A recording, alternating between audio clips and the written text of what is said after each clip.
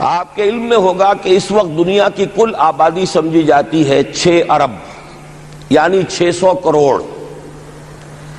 اس میں کم سے کم 120 کروڑ مسلمان ہیں امت مسلمہ.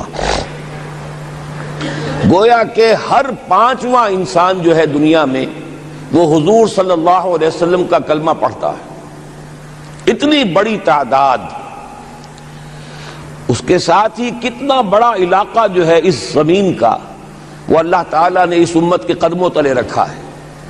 اگر آپ نے نقشہ دیکھا ہو دنیا کا تو آپ کو معلوم ہونا چاہیے کہ شمال میں جو بہت بڑا یہ نظر آتا ہے سائبیریا اور روس کا علاقہ، یہ سب غیر آباد ہے. اس طرح شمالی امریکہ میں بھی کینیڈا سے اوپر بڑے بڑے آپ کو بر اعظم سے نظر آئیں گے، سب غیر آباد ہیں. جو آباد علاقہ ہے دنیا کا اور جو زرخیز علاقہ ہے دنیا کا، اس کا کتنا بڑا حصہ ہے کہ جو امت محمد صلی اللہ علیہ وسلم کے قدموں تلے. انڈونیشیا ملائیشیا سے چلے آئیے، اس کے بعد مسلسل چاہے کہیں مسلمان اقلیت میں تھوڑے بہت ہیں، لیکن پھر بنگلہ دیش آتا ہے، بڑی عظیم اکثریت کا ملک ہے. پھر بھارت میں اگرچہ اقلیت میں ہے لیکن 20 کروڑ مسلمان بھارت میں اس وقت ہے. پھر جو پاکستان سے شروع ہوا سلسلہ، افغانستان، ایران، چلتے جائیے ادھر ترکستان، چینی ترکستان، روسی ترکستان، پھر آگے چلیے عالم عرب، افریقہ کا پورا شمالی علاقہ، افریقہ کا تقریباً سارا وسطی علاقہ. یہ سب کیا ہے؟ کتنا بڑا رقبہ ہے. اور ہر طرح کی نعمت اللہ نے دی ہے. اس میں نباتات بھی ہیں، اس میں معدنیات بھی ہیں، اور سب سے بڑھ کر آج کی دنیا میں جو اہم ترین شے ہے کہ پیٹرول جو ہے، تیل جو ہے، اس کے سب سے بڑے ذخائر وہ ہیں کہ جو مسلمانوں کے قدمے تلے. اتنی تعداد میں ہونے کے باوجود، اتنے وسائل کے پر بظاہر قابض ہونے کے باوجود، سوال یہ ہے کہ کیا آج دنیا میں امت مسلمہ کو عزت حاصل ہے یا یہ ذلیل ہے؟ اسے غلبہ حاصل ہے یا مغلوب ہے؟ اسے کوئی دنیا میں وقار حاصل ہے یا یہ بالکل بے وقار ہو کر رہ گئی؟ یہ بات ہے جو ہمارے سمجھنے کی ہے. آج کیوں ذلیل کہ کل تک نہ تھی پسند، گستاخی فرشتہ ہماری جناب میں. اس وقت صورت یہ ہو چکی ہے، آپ کو معلوم ہے کہ ہر جگہ پر پسماندگی کا نشان مسلمان ہیں. ہمارے سارے وسائل پر دوسروں کا قبضہ ہے. ایک ہی شے رہ گئی تھی تیل، خلیج کا تیل، اس پر بھی آ کر امریکہ کی فوجیں ان کے سر پر بیٹھ گئی ہیں. سارا کا سارا تیل اب ان کے قبضے میں ہے. ادھر خلیج کے دہانے کے دونوں طرف وہ اپنے مورچے بنا رہے ہیں تاکہ یہاں کسی کا داخلہ نہ ہو سکے. بڑے بڑے جتنے لوگ ہمارے ہیں ان سب کی دولت ان کے پاس ہے. کہنے کو تو سلطان اور برونائی دنیا کا امیر ترین آدمی ہے، لیکن دولت ہے کہاں اس کی؟ انویسٹڈ تو وہی ہے، اسی کے بینکوں میں ہے، انہی کی کمپنیوں میں ہے. کسی کے پاس کچھ نہیں ہے. سعودی عرب کے کوئی ڈالر ہے تو کہاں ہے؟ جیسے شہنشاہ ایران کا جو اثاثہ تھا، سرمایہ تھا، جو سارا کا سارا انہوں نے جو ہے وہ فریز کر لیا. تو یہ دولت تو ساری وہی ہے. کہنے کو ہے کہ آپ کے اکاؤنٹ میں اتنا روپیہ ہے، لیکن سوال یہ ہے کہ وہ اکاؤنٹ فی الواقع کس کے قبضے میں ہے؟ پھر آپ کو معلوم ہے کس طریقے سے مسلمانوں کے ساتھ سلوک ہو رہا ہے. ہر جگہ پر جہاں چاہیں، جس طرح چاہیں انہیں ستا لیں.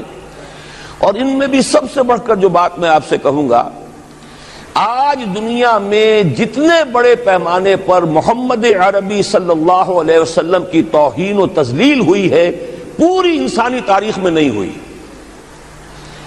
رشدی نے کتاب لکھی، بدترین حملے کیے. کیا رنگیلا رسول کتاب تھی جو لکھی تھی کسی ہندو نے، جس کو کہ ایک مسلمان نے پھر خنجر گھونپ کر اور ہلاک کر دیا تھا. وہ تو کچھ بھی نہیں تھی. اس کتاب کو رنگیلا رسول کو 100 سے ضرب دیجئے تو یہ کتاب بنتی ہے سیٹنک ورسز، اور وہ ملینز نہیں بلینز کی تعداد میں شائع ہوئی. اس کے خلاف احتجاج اگر کسی نے کیا ہے تو ان کے اوپر جوتے پڑے ہیں، ان پر ڈنڈے پڑے ہیں.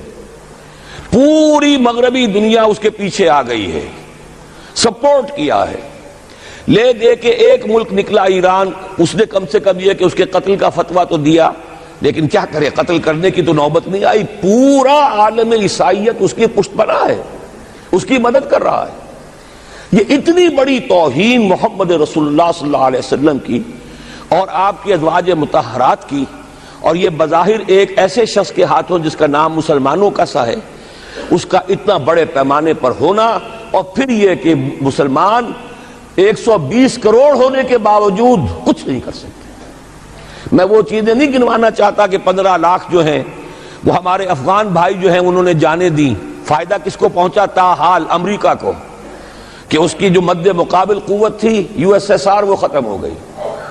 اسی طریقے سے جو کچھ کشمیر میں ہو رہا ہے، ہماری بے حمیتی، بے غیرتی کا عالم یہ ہے، ہم کچھ اندر خانے تھوڑی بہت کو مدد کر کے سمجھتے ہیں کہ ہم نے فرض ادا کر دیا، جبکہ فرض تو یہ ہونا چاہیے تھا کہ ہم براہ راست اعلان کرتے اور انڈیا کو الٹیمیٹم دیتے کہ سٹاپ دس بزنس، یا یہ کہ پھر ہم سے جنگ ہے۔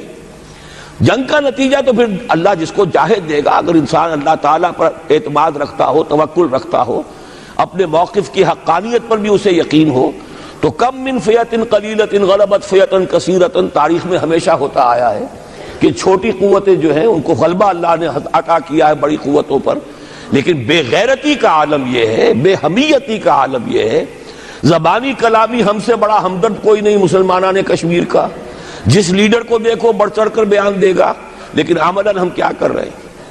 یہ ساری صورتحال جو میں نے آپ کو بتائی ہے، ویسے تو اب یہ کہ اگر اس میں ایک خاکہ سا میں نے آپ کے سامنے رکھا ہے، اس میں رنگ بھروں تو ظاہر ہے کہ یہ پورا گھنٹہ اسی میں لگ جائے گا، لیکن جو اس کا اصل لب لباب ہے وہ یہ ہے کہ ہم اپنی جگہ بڑے خوش ہیں کہ ہم امت مرحوم ہیں، ہم تو امت محمد ہیں صلی اللہ علیہ وسلم، ہم تو اللہ کے پیارے ہیں، ہم اللہ کے لاڈلے ہیں، ہمیں اللہ کی شفاعت، ہمیں اللہ کے رسول کی شفاعت بھی ملے گی، جنت تو گویا کہ ہمارا پیدائشی مقام ہے۔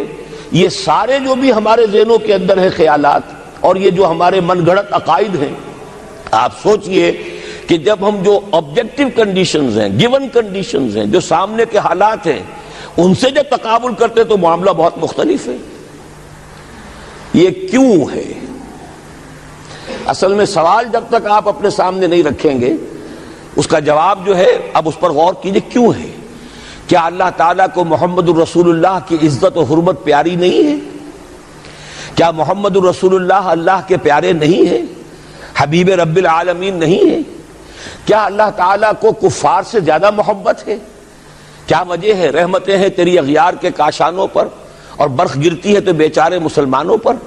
سائنس میں وہ آگے ہیں، مالیات پر ان کا شکنجہ کسا ہوا ہے پوری دنیا پر، تہذیب ان کی ہے، تمدن ان کا ہے، ہم تو ان کے کیمپ فالوورز ہیں، نقش قدم پر چل رہے ہیں، ہم تو ان کی صرف یہ کہ نقالی کر رہے ہیں۔ تو سوچئے وجہ کیا ہے؟ کیا اللہ کو کفر زیادہ پسند ہے اسلام سے؟